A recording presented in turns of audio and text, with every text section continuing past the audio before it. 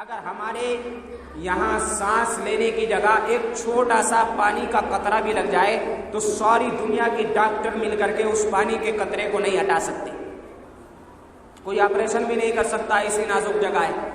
تو ایسے وقت میں جو رمضان کا روزہ چھوڑ کر کے کھلم کھلا بے حیائی کے ساتھ میں کھاتے پھرتے ہیں نا، ایسے لوگوں کو شرم کرنی چاہیے، اللہ سے ڈرنا چاہیے، کہیں اللہ کا عذاب میرے اوپر اس وقت میں نازل ہو گیا تو میرا حال کیا ہوگا۔ اس وجہ سے میں کہہ رہا ہوں رمضان کا اتنا مبارک مہینہ چل رہا ہو اور اس کے باوجود ہمیں شرم نہ آتی ہو تو پھر اللہ کا عذاب نہیں آئے گا تو اور کیا آئے گا۔ یہ رمضان کا مبارک مہینہ چل رہا ہے، اس وجہ سے ہمیں رمضان کے روزے رکھنے چاہیے، ہر ایک کو رکھنے چاہیے۔ اس میں اللہ تبارک و تعالیٰ کی روزوں میں بہت بڑی حکمت ہے۔ رمضان کے روزوں سے کوئی بیمار نہیں ہوتا ہے، بیماری بھی بلکہ رمضان کے روزوں کے ذریعے سے اللہ تبارک و تعالیٰ دور فرما دیتا ہے۔ بہرحال میں نے آپ کو بتایا تھا رمضان کا نام رمضان کیوں رکھا گیا، رمضان کا نام رمضان کیوں رکھا گیا؟ اس وجہ سے کہ رمز کہتے ہیں جلا دینے والی چیز کو، جلا کر راکھ کر دینے والی، جلا کر ختم کر دینے والی چیز کو رمز کہا جاتا ہے۔ اب رمضان کو رمضان کیوں کہا گیا؟ رمضان کو رمضان اس وجہ سے کہا گیا کیونکہ بندہ جب اللہ تبارک و تعالیٰ کے لیے روزہ رکھتا ہے، بندہ کیا کرتا ہے؟ اللہ کے لیے روزہ رکھتا ہے۔ روزہ رکھنے کے بعد میں اسے بھوک لگتی ہے، پیاس لگتی ہے، تو پیٹ کے اندر ایک طرح کی گرمی پیدا ہو جاتی ہے، اور شام میں جب افطار کا وقت آتا ہے تو افطار کے وقت میں ہمارے اندر بہت زیادہ جذبہ پیدا ہوتا ہے، جلدی سے ہم پانی پی لیں، جلدی سے پیٹ کی آگ کو بجھا لیں۔ تو اللہ کے نبی صلی اللہ علیہ وسلم نے فرمایا کہ روزے کے ذریعے سے پیٹ کے اندر جو آگ جلتی ہے اللہ تبارک و تعالیٰ اس آگ کے ذریعے سے بندے کے کبیرہ صغیرہ سارے گناہوں کو جلا کر کے ختم کر ڈالتا ہے، یعنی بندے کو معاف فرما دیتا ہے۔ بندہ جب روزہ رکھتا ہے، روزے کی وجہ سے اس کے پیٹ میں جو آگ لگتی ہے اس کی وجہ سے اللہ اس بندے کے سارے گناہوں کو معاف فرما دیتے ہیں۔ اس وجہ سے رمضان کو رمضان کہا جاتا ہے کہ روزوں کے ذریعے سے اللہ بندے کو معاف فرما رہے ہیں، خطاؤں سے درگزر فرما رہے ہیں، بڑے بڑے گناہوں کو اللہ تبارک و تعالیٰ معاف فرما دیتے ہیں۔ اس وجہ سے رمضان کو رمضان کہا جاتا ہے۔ بہرحال یہ مہینہ ہمارے گناہوں سے معافی کا مہینہ، یہ مہینہ مغفرت کا مہینہ، یہ مہینہ اللہ سے مانگنے کا مہینہ، یہ مہینہ برکتوں والا مہینہ۔ شیخ عبد القادر جیلانی پیران پیر غوث اعظم دستگیر شیخ عبد القادر جیلانی رحمۃ اللہ علیہ، جانتے ہیں تمام حضرات، نام سے واقف ہیں۔ ان سے پوچھا گیا کہ حضرت رمضان کی تشریح کیا ہے؟ شعبان کی بھی میں نے آپ کو بتائی تھی، حضرت نے شعبان کی تشریح کر کے بتائی تھی، پھر رمضان کی حضرت سے تشریح معلوم کی گئی کہ حضرت رمضان کے بارے میں بتائیں رمضان کی تشریح کیا ہے۔ تو حضرت نے فرمایا رمضان کے بھی شعبان کی طرح 5 لفظ ہیں، نمبر 1 را، نمبر 2 میم، نمبر 3 ضاد، نمبر 4 الف اور نمبر 5 نون۔ سمجھ میں آیا؟ حضرت نے فرمایا 5 لفظ ہیں، تو 5 لفظوں کے الگ الگ مطلب ہیں۔ رمضان کے سب سے پہلے را، رمضان میں سب سے پہلے کیا آتا ہے؟ را آتا ہے، را، رمضان میں را کا مطلب ہے، حضرت نے فرمایا کہ یہ رحمت کا مہینہ ہے، را سے رحمت کا مہینہ ہے۔ اور اس کے بعد میں کون سا لفظ آتا ہے؟ رمضان میں میم سے یہ مغفرت کا مہینہ ہے۔ نمبر 1 را، رحمت کا مہینہ، نمبر 2 میم، مغفرت کا مہینہ، اور نمبر 3 صاد، جنت کی ضمانت کا مہینہ ہے۔ اور یہی آپ نے دیکھا ہوگا رمضان کے 3 عشرے ہوتے ہیں، پہلا عشرہ رحمت کا عشرہ، یہ جو چل رہا ہے پہلا عشرہ چل رہا ہے، رحمت کا عشرہ چل رہا ہے۔ اللہ سے رحمت کی دعا مانگنی چاہیے کہ اللہ ہم پر رحم فرما، پورے بستی والوں پر رحم فرما، پورے ملک کے اوپر رحم فرما، پوری دنیا کے مسلمانوں پر رحم فرما، تو اللہ سے رحمت مانگنی چاہیے۔ نمبر 2 دوسرا عشرہ مغفرت کا عشرہ چلتا ہے، تیسرا عشرہ جہنم سے چھٹکارا اور جنت کی طلب کا عشرہ تیسرا ہوتا ہے۔ تو بہرحال حضرت نے فرمایا کہ را سے رحمت کا مہینہ، میم سے مغفرت کا مہینہ، اور ضاد سے جنت کی ضمانت کا مہینہ، اور الف سے انس، الفت، محبت کا مہینہ، اور پھر اس کے بعد میں نون سے نور خدا بندی، نورانیت کا مہینہ ہے۔ یعنی جب بندہ اللہ تبارک و تعالیٰ سے رحمت طلب کرے گا، اللہ سے مغفرت طلب کرے گا، اس کے بعد میں تیسرا عشرہ آئے گا تو جنت کی ضمانت یعنی جنت اللہ سے طلب کرے گا تو اللہ اس کو جنت کا ضامن بنا دے گا۔ جنت کی ضمانت کا وعدہ اللہ تبارک و تعالیٰ نے فرمایا۔ اس کے بعد میں بندہ انس الفت محبت دنیا والوں سے، اپنے بھائیوں سے، اپنے رشتہ داروں سے، اپنے گھر والوں سے کرے گا تو اللہ اسے نورانیت عطا فرمائے گا، اللہ اسے نور، اپنا نور عطا فرمائے گا۔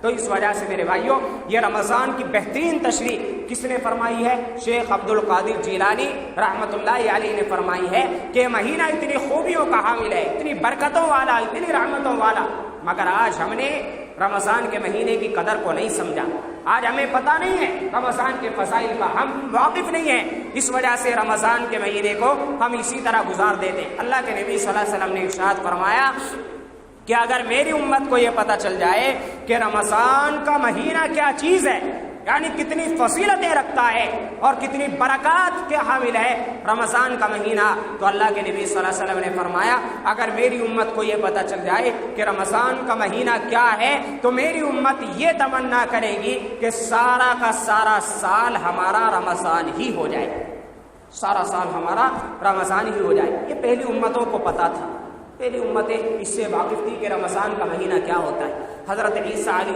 السلام، ایک واقعہ سنا کر بات ختم کرتا ہوں۔ حضرت عیسیٰ علیہ السلام اللہ کے جلیل القدر پیغمبر ہیں، ہمارے نبی کریم صلی اللہ علیہ وسلم سے پہلے دنیا میں تشریف لائے ہیں۔ تو عیسیٰ علیہ السلام ایک مرتبہ سفر کرتے ہوئے جا رہے ہیں، راستے میں ایک پہاڑ نظر آیا۔ ایک پہاڑ نظر آنے کے بعد میں عیسیٰ علیہ السلام نے سوچا یہاں پر تھوڑی دیر آرام کر لیا جائے، تو آرام کی نیت سے عیسیٰ علیہ السلام جو ہیں وہاں پر تھوڑی دیر بیٹھ گئے۔ جب نظر اٹھا کے دیکھا پہاڑ کی طرف تو پہاڑ کے اوپر ایک قبہ بنا ہوا نظر آیا۔ قبہ جانتے ہیں آپ کس کو کہا جاتا ہے؟ قبہ نہیں جانتے کیا بھائی؟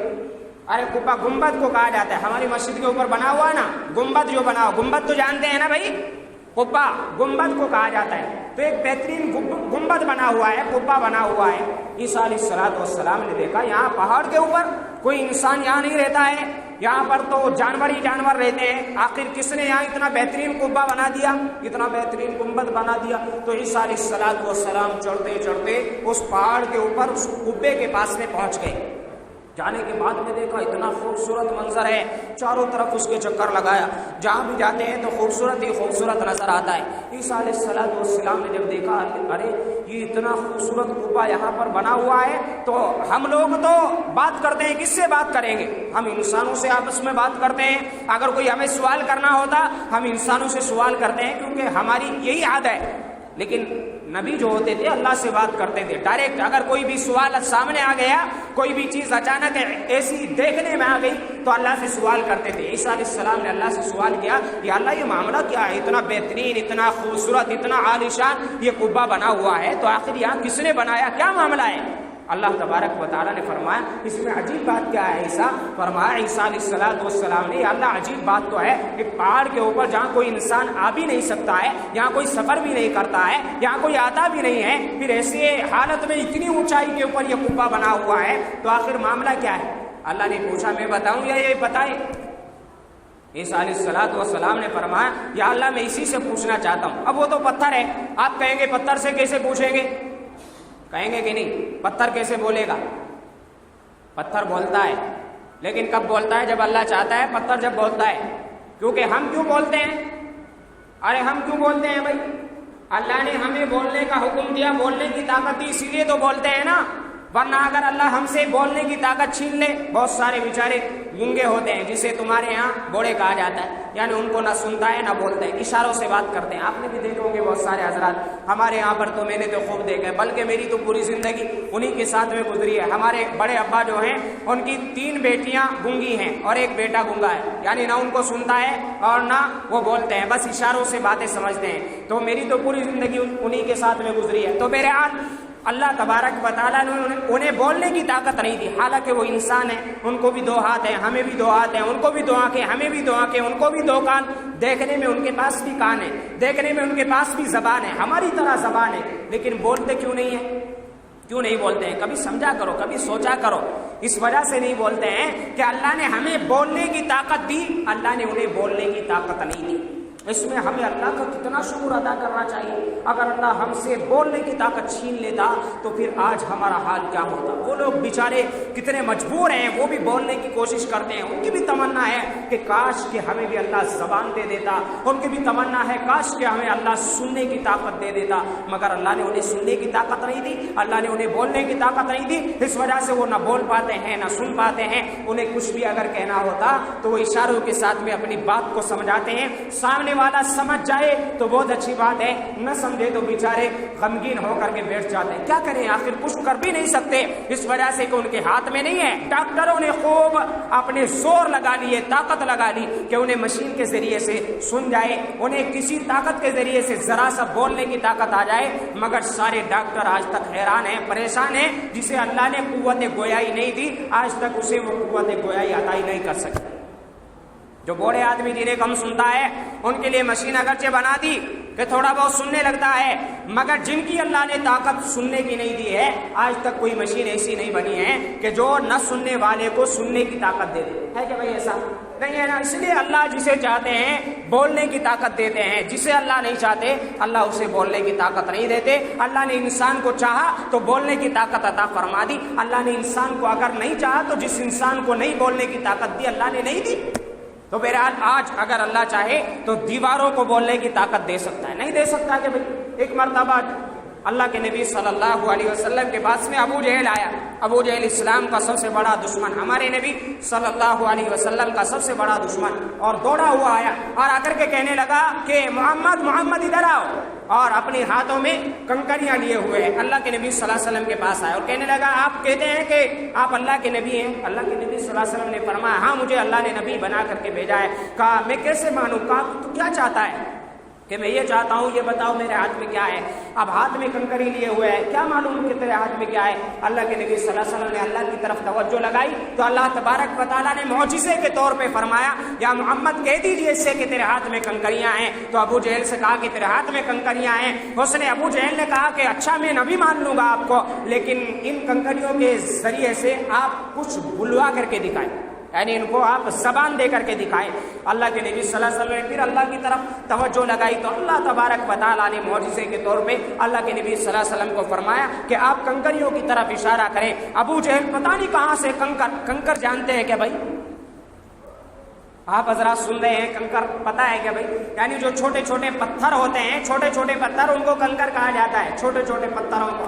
تو وہ لیے ہوئے اپنے ہاتھ میں، اللہ کے نبی صلی اللہ علیہ وسلم سے کہہ رہا کہ ان کے ذریعے سے آپ کچھ بلوا کر کے دکھائیں۔ اللہ کے نبی صلی اللہ علیہ وسلم نے انگلی سے اشارہ فرمایا تو اللہ کی قسم کنکروں نے کلمہ شہادت اشہد ان لا الہ الا اللہ و اشہد ان محمد عبدہ و رسولہ پڑھا۔ ابو جہل نے زور سے دے کر کے مارا کہ تو نے تو جادو کر دیا۔ تو بہرحال اللہ جس کو چاہتا ہے بولنے کی طاقت دیتا، اللہ نے پتھروں سے بلوایا، اللہ نے شجر و حجر سے بلوایا، اللہ نے جس کو چاہی قوت گویائی عطا فرما دی۔ اللہ کے نبی صلی اللہ علیہ وسلم کے بہت سارے واقعات ایسے ہیں کہ درختوں نے آپ سے بات کی ہے، پتھروں نے آپ سے بات کی ہے، ممبر نے آپ سے بات کی ہے، جانوروں نے آپ سے بات کی ہے۔ تو بہرحال اللہ جسے چاہتا ہے قوت گویائی دیتا ہے۔ عیسیٰ علیہ الصلوۃ والسلام اللہ تبارک و تعالیٰ کہنے لگے کہ آپ اس کے ذریعے سے جواب دلاؤں؟ تو عیسیٰ علیہ السلام نے کہا اس کے ذریعے سے جواب دلاؤ۔ اللہ نے اس گنبد کو، اس قبے کو قوت گویائی عطا فرمائی۔ عیسیٰ علیہ السلام کو اس گنبد نے سلام کیا، السلام علیکہ، اے اللہ کے نبی آپ پر سلامتی ہو۔ تو اس کے بعد میں عیسیٰ علیہ السلام نے فرمایا وعلیکم السلام ورحمۃ اللہ، آپ پر بھی سلامتی اور اللہ کی رحمتیں نازل ہوں۔ عیسیٰ علیہ السلام نے سوال کیا کہ میں یہ پوچھنا چاہتا ہوں کہ یہاں پر یہ اتنا خوبصورت تو قبہ بنا ہوا ہے، تجھے بنایا کس نے؟ آخر یہ کیا معاملہ ہے؟ تو اس نے کہا کہ آپ اگر میری خوبصورتی کے اوپر تعجب کرتے ہیں، اگر میں اس سے زیادہ خوبصورت چیز آپ کو دکھا دوں تو پھر کیا ہوگا؟ عیسیٰ علیہ السلام نے کہا کہ مجھے وہ چیز بھی دکھاؤ۔ کہا آپ کے ہاتھ میں کیا ہے؟ عیسیٰ علیہ السلام کے ہاتھ میں عصا تھا، ڈنڈا، لاٹھی تھی عیسیٰ علیہ السلام کے ہاتھ میں۔ تو اس نے فرمایا کہ میرے اوپر ایک لاٹھی مارو۔ عیسیٰ علیہ السلام نے ایک لاٹھی ماری تو فوراً وہ دو ٹکڑے ہو گیا، وہ قبہ جو بنا ہوا تھا دو ٹکڑے ہو گیا۔ اس کے بعد میں عیسیٰ علیہ السلام نے دیکھا اتنا بہترین، اندر سے ایک بہت ہی زیادہ خوبصورت پتھر چمکدار نکلا، یعنی وہ قبہ بھی چمکدار، روشن، بہت زیادہ خوبصورت۔ اس کے اندر سے وہ پھوٹا ٹوٹا، اس کے اندر سے ایک بہت ہی زیادہ خوبصورت ایک اور پتھر نکلا۔ عیسیٰ علیہ السلام حیران رہ گئے، یہ کیا بات ہے؟ پہلے قبہ بنا ہوا، اس کے اندر اور زیادہ خوبصورت پتھر بنا ہوا۔ عیسیٰ علیہ السلام نے پھر پوچھا یا اللہ یہ کیا معاملہ کا؟ اسی سے پوچھ لے۔ عیسیٰ علیہ السلام نے پھر کہا بتا بھائی کیا بات ہے؟ کہا پھر مارو عصا، پھر جواب ملے گا۔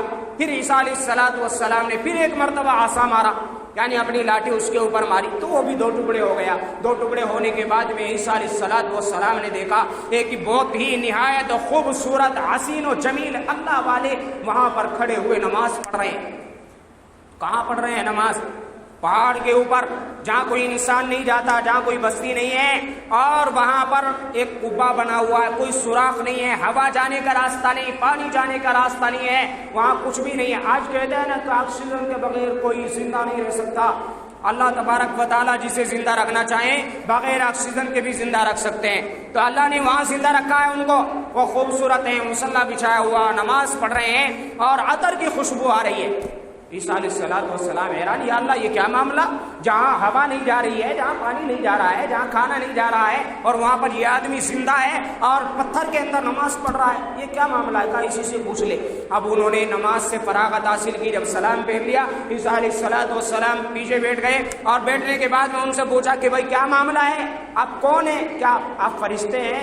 کہا نہیں فرشتہ نہیں، میں ایک انسان ہوں، آپ ہی کی طرح میں بھی ایک انسان ہوں۔ پھر کہا آپ انسان ہیں اور یہاں اتنے بڑے پتھر کے اندر آپ یہاں بند ہیں، تو آپ کو کون زندہ رکھ رہا ہے؟ کہا اللہ نے مجھے زندہ رکھا ہے۔ تو معاملہ کیا ہے؟ آپ یہاں پتھر کے اندر کیوں بند ہیں؟ تو آخر جو میں اصل بات جو آپ کو بتا رہا ہوں، یہ واقعہ بتانے کا اصل مقصد میرا کیا ہے وہ اب سنیے۔ انہوں نے فرمایا کہ دراصل میں موسیٰ علیہ السلام کا امتی، کون بھائی؟ موسیٰ علیہ السلام، اور موسیٰ علیہ السلام اور عیسیٰ علیہ السلام کے درمیان میں حدیث روایت میں آتا ہے تقریباً 800 سال کا زمانہ گزرا۔ کتنے بھائی؟ 800 سال کا زمانہ گزرا۔ اور اس نے فرمایا میں موسیٰ علیہ السلام کا امتی ہوں۔ موسیٰ علیہ السلام نے ایک مرتبہ بیان کرتے ہوئے فرمایا کہ ایک امت آئے گی آخر میں جناب محمد رسول اللہ صلی اللہ علیہ وسلم کی، اور اس امت میں اللہ تبارک و تعالیٰ نے ایک مہینہ رمضان کا مہینہ ان کو دیا ہے، اتنی برکتوں والا، اتنی رحمتوں والا مہینہ ہے کہ اس کے ایک دن کا روزہ رکھ لو اتنا بڑا ثواب ہے، ایک تراویح پڑھ لو اتنا بڑا ثواب ہے، اور ایک رات یعنی شب قدر میں عبادت کر لو تو پھر 1000 مہینوں سے زیادہ یعنی 80 پر 3 سال تقریباً عبادت کرنے سے زیادہ بہتر اور افضل ہے۔ جب میرے موسیٰ علیہ السلام سے ان باتوں کو سنا تو میں نے موسیٰ علیہ السلام سے درخواست کی کہ میں اس امت میں ایک رمضان گزارنا چاہتا ہوں۔ کون درخواست کر رہا ہے؟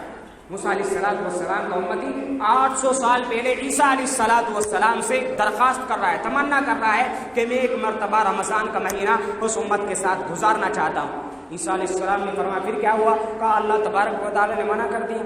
میں نے درخواست کی اللہ تبارک و تعالیٰ سے، موسیٰ علیہ السلام نے اللہ سے دعا کی تو اللہ نے دعا قبول فرما لی، لیکن شرط لگا دی، اور شرط یہ لگا دی کہ آپ عام انسانوں کے ساتھ میں زندہ نہیں رہ سکتے، بلکہ آپ ایک پتھر کے اندر بند رہ کر کے زندہ رہ سکتے ہیں۔ تو اسی وقت میں اللہ تبارک و تعالیٰ نے مجھے پتھر کے اندر بند کر دیا، اور جب سے اب تک 800 سال گزر ہیں میں اسی پتھر کے اندر ہوں، لیکن مجھے پاخانے وغیرہ جانے کی ضرورت نہیں ہوتی ہے کیونکہ اللہ تبارک و تعالیٰ نے مجھے اس سے دور رکھا ہے۔ عیسیٰ علیہ السلام نے پوچھا کہ پھر آپ کھاتے پیتے کہاں سے ہیں؟ اللہ نے ایک چشمہ وہاں سے، وقت ہوتا ہے تو میرے لیے ایک چشمہ نکل جاتا ہے، یعنی پانی ابل آتا ہے، میں اس سے پانی پی لیتا ہوں، اور وقت ہوتا ہے تو ایک انار کا درخت یہاں آ جاتا ہے، میں اس سے انار توڑ لیتا ہوں اور اسے کھا لیتا ہوں، بس یہ میرا کھانا ہے اور یہ میرا پانی ہے۔ اسی سے میرے 800 سال گزر گئے۔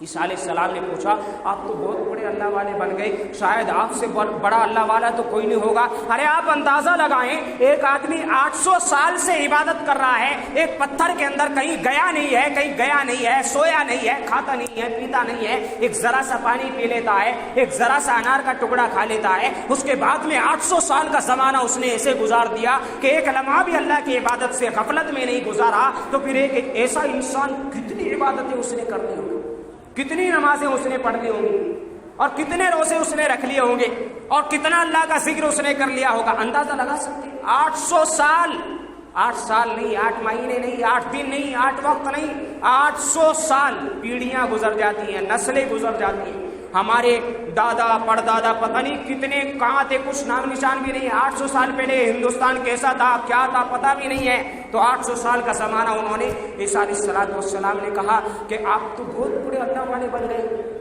بہت زیادہ آپ کی عبادتیں، آپ سے بہتر کون ہوگا؟ تو عیسیٰ علیہ السلام سے اس آدمی نے فرمایا کہ نہیں نہیں عیسیٰ علیہ السلام ایسی بات نہیں ہے، بلکہ آپ کو بتاؤں اس امت یعنی جو آخری امت آنے والی ہے جناب محمد رسول اللہ صلی اللہ علیہ وسلم کی، اس امت کا ایک ادنا سا درجے کا امتی، اعلیٰ امتی نہیں، کوئی علماء نہیں، کوئی نبی نہیں، بلکہ صحابہ نہیں، بلکہ ادنا درجے کا امتی یعنی ہم جیسے گناہ گار۔ فرمایا کہ ادنا درجے کا امتی جب اس کے اوپر رمضان کا مہینہ آئے گا تو رمضان کے مہینے کا ایک روزہ اگر وہ رکھ لے گا تو میری 800 سال کی عبادت سے زیادہ بڑا ثواب ہے۔ سبحان اللہ، تو یہ تو اللہ کی بات، کتنا بڑا ثواب! اگر کوئی رمضان کے مہینے کا ایک روزہ رکھ رہا ہے ادنا درجے کا امتی گناہ گار، تو اللہ تبارک و تعالیٰ اسے 800 سال ایک لمحہ بھی عبادت سے غفلت میں نہیں گزارا، اس سے بڑا ثواب عطا فرمانے۔ اور پھر فرمایا اگر وہی امتی پھر رات میں تراویح کی صرف 2 رکعت ادا کر لیتا ہے تو اللہ تعالیٰ اسے بھی 800 سال کی عبادت سے زیادہ ثواب عطا فرماتے ہیں۔ اور اسی طرح اگر وہ 20 رکعت روزانہ تراویح کی ادا کرے گا تو اسے کتنی عبادتوں کا ثواب مل جائے گا، کتنے روزوں کا ثواب مل جائے گا۔ تو اس نے فرمایا کہ جب میں نے ان فضیلتوں کو سنا تو میں نے اللہ سے درخواست کی تھی، اسی وجہ سے 800 سال تک آج تک میں زندہ ہوں۔ اور فرمایا اللہ نے میرے ساتھ میں وعدہ کیا ہے کہ جب امت محمدیہ صلی اللہ علیہ وسلم آئے گی اس کے بعد میں رمضان کا مہینہ مجھے ملے گا جب مجھے اللہ تبارک و تعالیٰ پھر موت دے دے گا، تو پھر اس کے بعد عیسیٰ علیہ السلام اور جناب محمد رسول اللہ صلی اللہ علیہ وسلم کے درمیان جو فاصلہ ہے وہ پورا 600 سال کا فاصلہ ہے۔ علماء کرام نے اور بھی بتایا، لیکن 600 سال کی روایت زیادہ قوی ہوتی ہے، تو فرمایا 600 سال وہ اور 800 سال پہلے کے کتنے ہو گئی بھائی؟ 8 اور 6 کتنے ہو گئے؟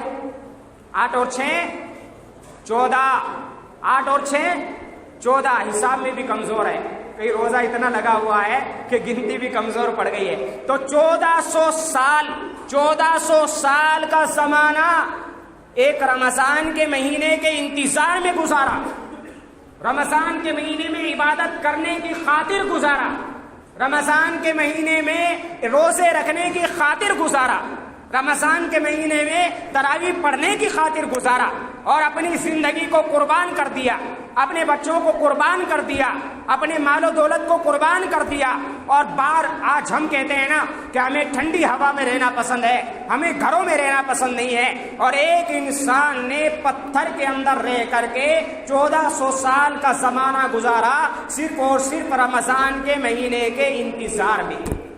تو انہیں پتا تھا کہ رمضان کے مہینے کی قدر کیا ہوتی ہے، انہیں پتا تھا رمضان کے مہینے کی برکتیں کیا ہوتی ہیں۔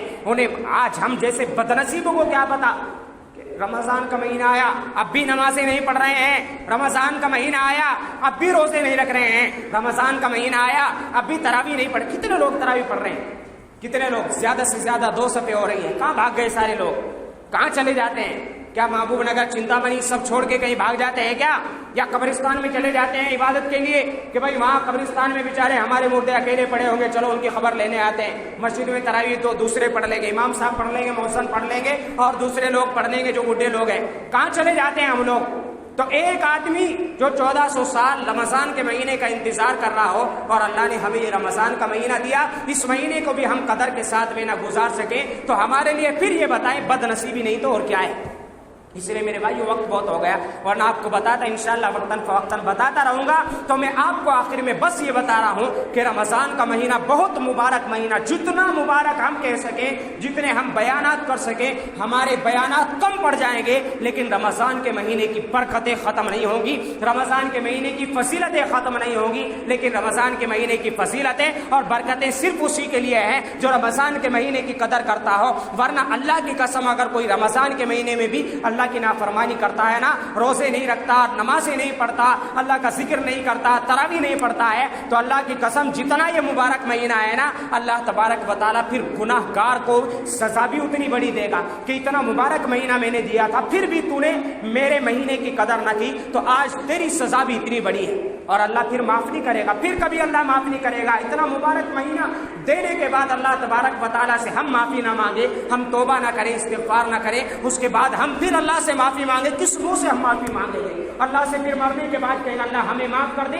اللہ کیسے ہمیں معاف کر دے گا؟ رمضان کا مہینہ میں نے دیا، روزے میں نے دیے، سحری کا وقت میں نے دیا، افطار کا وقت میں نے دیا، تراویح کا وقت میں نے دیا، رمضان کا ایک ایک لمحہ دعا مانگنے کا وقت میں نے دیا، تو نے غفلت میں گزار دیا، تو نے سونے میں گزار دیا، مزے لینے میں گزار دیا، موبائل فون دیکھنے میں گزار دیا، گیم کھیلنے میں گزار دیا، مستی لینے میں گزار دیا، غیبت چغلی کرنے میں گزار دیا، کھانے پینے میں گزار دیا، اپنے بیوی بچوں کے ساتھ میں گزار دیا، اپنی دکان میں، کاروبار میں، اپنے مکان میں گزار دیا رمضان کا مہینہ بھی، پھر آخر کس وجہ سے مانگتا ہے تو معافی آج؟ اس وجہ سے میرے بھائیو اللہ نے یہ موقع دیا ہے، بہت ہی غنیمت جان کر کے رمضان کے جتنے ایام باقی رہ گئے ہیں، ایک ایک لمحہ انشاءاللہ تعالی ہمیں عبادت کے ساتھ میں گزارنا ہے، گزاریں گے انشاءاللہ، ایک ایک لمحہ اللہ کی عبادت کرنی ہے انشاءاللہ، قرآن کی تلاوت کرنی ہے، اللہ کا ذکر و اذکار کرنا ہے، ساری تراویح مکمل تراویح پڑھنی ہے انشاءاللہ، سارے روزے رکھنے ہیں انشاءاللہ۔ اللہ تعالی ہمیں تمام باتوں پر عمل کرنے کی توفیق عطا فرمائے۔ وما توفیق الا باللہ، سنت ادب۔